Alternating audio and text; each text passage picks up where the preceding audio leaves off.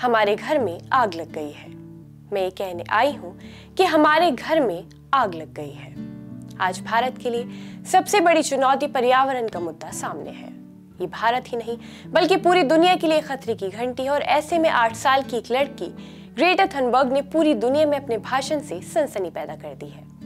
वही इसे दुनिया न भूले कि ग्रेटा से कहीं ज्यादा पहले से एक लंबी लड़ाई लड़ती आई भारतीय मुस्लिम महिला है। आदाब, आप देख रहे हैं आवाज वॉइस और मैं हूं आपके साथ अमीना माजिद।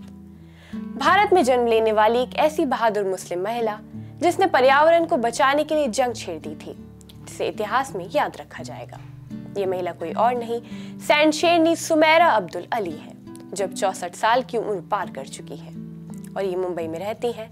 सुमेरा मुंबई के एनवायरमेंटलिस्ट है। सुमेरा भारत के एनवायरमेंटलिस्ट के रूप में अपनी खास पहचान रखती हैं।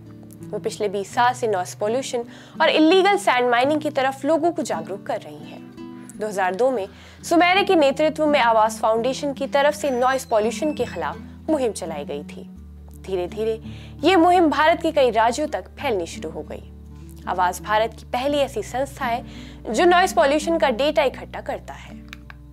जब सुमेरा ने 2002 में बॉम्बे एनवायरमेंटल एक्शन ग्रुप और 2 डॉक्टर्स के साथ लाउडस्पीकर के इस्तेमाल की अनुमति देने के लिए शोर नियमों की ढील के खिलाफ मुंबई हाई कोर्ट में PIL दायर की थी, 7 साल बाद 2009 में मेहनत रंग लाई।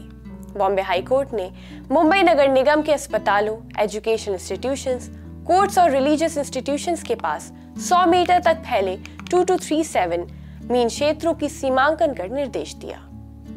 महाराष्ट्र सरकार ने 2015 में एक सर्कुलर जारी कर पूरे महाराष्ट्र में कमर्शियल व्हीकल्स के पीछे हॉर्नों की प्लीज साइन के इस्तेमाल पर प्रतिबंध लगा दिया, इस आधार पर कि मोटर चालकों को अनावश्यक रूप से हॉर्न बजाने के लिए प्रोत्साहित करता है और नॉइस पॉल्यूशन को बढ़ावा देता है।